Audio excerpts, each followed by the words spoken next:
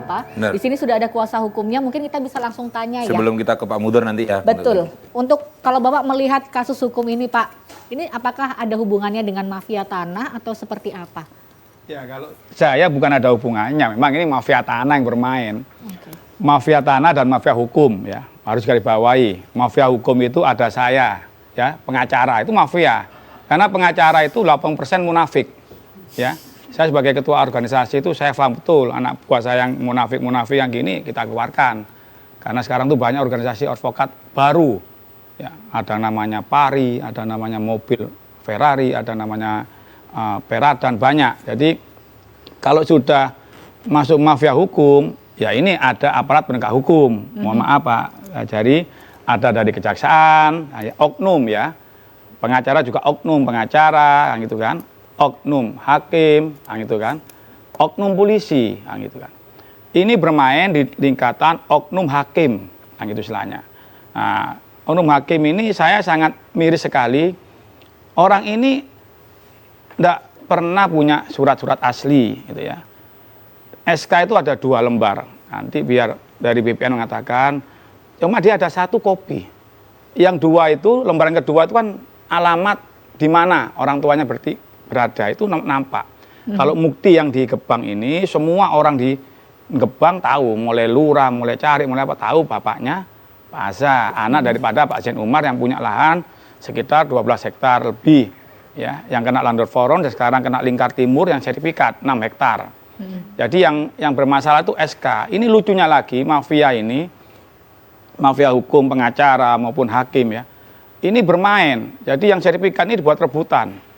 Ya, dengan pengacara yang sama waktu itu, ya, satu namanya Iksan, direbut kalah kita. Padahal sudah putusan Mahkamah Agung menang. Oke. Nah, di istilahnya itu Iksan, ya pengacaranya sama, hakimnya sama, panitranya sama, gugat lagi Mukti, hakimnya sama, panitranya sama, pengacaranya sama. Kalau sudah begitu namanya mafia hukum. Pak Malik, mungkin kita potong sebentar karena kita juga mau tanya sama Pak. Kalau dari Kajari Mudor, Sidoarjo sendiri, dari Pak Muhdor sendiri, untuk ngelihat adanya kasus seperti ini, saya yakin ini nggak cuma satu ya Pak, cuman kita mungkin bisa lihat contohnya, salah satunya ada di sini nih Pak. Jadi kalau kasus tanah ya, apalagi Sidoarjo kan kota pengembangan ya, penyangga dari Surabaya. Surabaya sudah penuh sehingga kaum urban yang datang ke Surabaya otomatis sebagai orang baru beli tanah Surabaya nggak mampu sehingga akhirnya ke Sidoarjo, sehingga kebutuhan demand akan tersediaan tanah di Sidoarjo tinggi, sehingga ya kalau sudah kebutuhan tinggi akhirnya kan orang mencari celah bagaimana mencari keuntungan dari itu, baik yang ada yang positif maupun yang negatif ya, dalam artian seperti itu. Ya mungkin di sini yang disampaikan oleh Ibu siapa tadi? Korban, Bu Aza sama Pak pengacara betul. Mungkin ada salah satunya ya ini yang terkait dengan pemalsuan tanah tadi, surat keterangan yang katanya palsu ya, jadi menggunakan surat palsu 263 KUHP.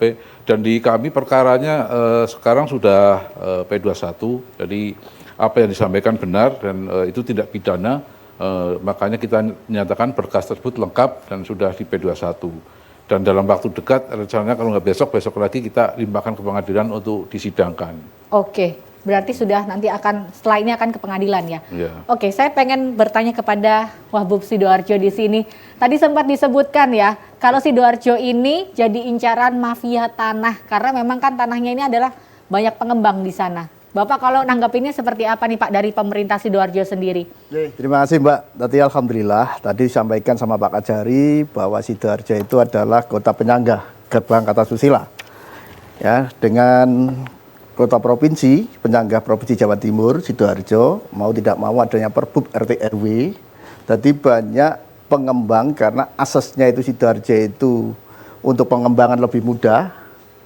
Mau tidak mau banyak biasanya itu ada mafia tanah itu masuk tanpa legalitas. Yang selama ini kita lakukan. Contohnya ada pengembangan kadang tanpa izin belum selesai, beli tanah belum selesai, dia sudah dijual. Ya, sama yang disampaikan sama pada hari ini. Kenapa saya Sidoarjo sekarang itu marak dengan persoalan masalah tanah? Nah, ini harus digarisbawahi, terutama sahabat-sahabat kepala desa, bahwa tanah itu semua ada riwayatnya. Ya, riwayatnya. Pihak user kata mau beli tanah, minimal tahu kantornya di mana. Ya, kantornya di mana. Apakah legalitas benar atau tidak, ini harus kita cek dulu. Jadi jangan sampai kita dengan sistem aplikasi, kita jual rumah hanya cukup aplikasi saja, ternyata suratnya itu bodong. Objeknya masih bermasalah. Ini banyak yang dilakukan oleh pengembang-pengembang yang ada di Sidoarjo, pengembang nakal khususnya. Insya Allah yang tercatat di RE ini paling hanya 10% lah. Ya 10%. Maka dari itu saya pesan terutama ke seluruh masyarakat Sidoarjo, karena Sidoarjo itu banyak warga Surabaya khususnya yang cari rumah di Sidoarjo. Karena di situ juga banyak RT RW ini yang bertubruan, kadang sama pengembang itu dilawan. Contohnya termasuk mbaknya ini juga. Kenapa sih ada objek satu cuma suratnya 2? Nah, ya, sedangkan di desa itu kan ada riwayat tanah. Riwayat tanah. Nah, kalau riwayat tanah ini ada pemohon itu tidak asli ya ditolak. Kadang persoalannya, mohon maaf, banyak lawyer itu masuk kepala desa. Pasti nanti bentak-bentak ini dan ini dan ini. Ini kasihan sama kepala desa. Maka dari itu saya sebagai pimpinan daerah juga mantan kepala desa menganjurkan sahabat-sahabat kepala desa, Bapak Ibu kepala desa, jangan takut dengan adanya lawyer. Kalau itu salah, tolak saja. Oke, ya? baik. Masih. Ini sedikit tips and trick ya dari Wabub Sidoarjo. Kita beralih ke BPN Sidoarjo di sini. Bapak, gimana kalau upayanya BPN Sidoarjo dalam menekan maraknya mafia tanah, penyerobotan lahan yang terjadi di Kabupaten Sidoarjo? Jadi begini Mbak, untuk BPN seringkali kita melakukan penyuluhan, sosialisasi terkait dengan maraknya kasus tanah ya. Terutama sosialisasi ini BPN lakukan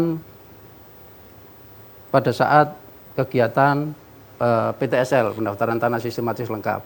Begitu juga kita juga terkait dengan sosialisasi ini menghadirkan dari pihak kejaksaan maupun dari kepolisian. Dan juga BPN ini juga sosialisasi terhadap media sosial. Kami punya sarana itu untuk memberikan wacana kepada masyarakat, terutama terkait dengan kepemilikan. Jadi kami sering menghimbau masyarakat, tolong sertifikat yang telah dimiliki ini jangan diberikan kepada pihak yang tidak bertanggung jawab. Kadangkala dan sering terjadi modus-modus yang dilakukan oleh katakan kalau sekarang bukan lagi mafia tapi kejahatan pertanahan. Ini kadangkala modus-modus yang dilancarkan oleh mereka ini dengan pinjam surat-surat itu. Kemudian disalahgunakan.